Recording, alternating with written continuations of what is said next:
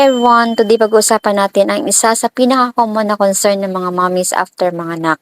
Bakit nga ba delay o walang regla? Okay, so may nagtanong sa ating comment section, sabi ni Mommy Rayma, bakit kaya hindi pa rin ako dinadatnan after ko manganak? Turning 11 months na baby ko pero hindi pa rin ako nagkaroon ng regla. Full breastfeeding ako, normal lang ba ito? Kailan ako dapat mag-worry?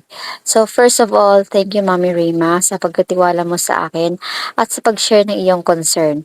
So don't worry, maraming mommies ang nakakaranas ng ganito. Alam niyo mga mommies, normal na hindi pa bumabalik ang regla after mga anak, lalo na kung nagbe-breastfeed ka. So ito ang tinatawag na lactational amenorrhea.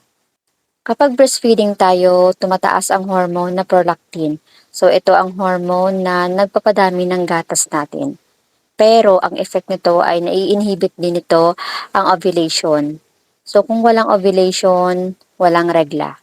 So kung exclusively breastfeeding ka, normal lang na ma-delay ang regla mo. When to worry? Kailan ka dapat mag-alala? So una, kung may iba kang nararamdaman tulad ng sobrang sakit ng tiyan, matinding pagdurugo o kakaibang discharge. So magpatingin ka kaagad sa OBGYN. Second, kung hindi ka na exclusive breastfeeding pero wala pa ring regla after ng ilang buwan, so magandang magpa-check up para ma-rule out ang ibang medical conditions. At kung iniisip mo na makabuntis ka ulit, oo, posible pa rin kahit wala kang regla. Better na mag-pregnancy test para sure. Always remember, iba-iba ang katawan ng bawat mami. Importante ang regular check-up with your doctor para sa peace of mind. So, Mami Rema, ang sagot sa tanong mo, yes, normal lang na hindi pa nagkakareglang breastfeeding moms. Pero kung worried ka talaga, it's always a good idea na mag-consult sa OB mo.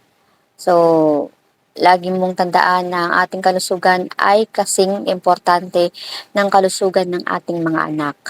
At kung may mga tanong pa kayo or gusto nyong i-share ang mga experiences nyo, so i-comment lamang sa ibaba and let's support each other mga mommies. Don't forget to like, share, and subscribe para updated kayo sa susunod nating kwentuhan.